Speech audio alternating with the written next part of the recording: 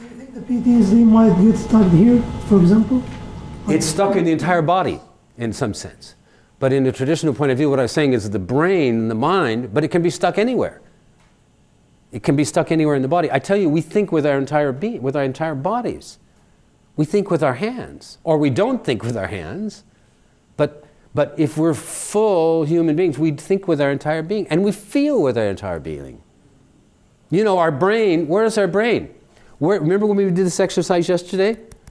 You know, there are blind people that have actually, I've heard of blind people that actually learn to sense color differences with their fingertips. Anyone ever heard about that?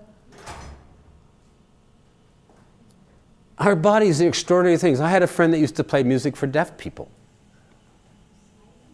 There's a French, there's so much I'd like to talk about and there's not time.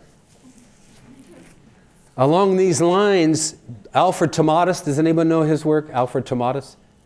Anybody heard this thing called the Mozart effect? If you listen to Mozart, your brain works better and so forth. That came out of the research of Alfred Tomatis, and Alfred Tomatis demonstrated that our entire body and every pore, all of these pores are ears. We hear with our knuckles, our palms. We hear with every piece of our body. This is the locus and focus for it. But there's a reiterated cycle of sensing, afferent, you know, this feeding in, taking in.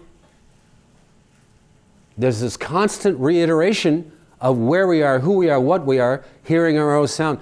When we speak, we hear our sound bounce off the wall, and our body and every pore reacts.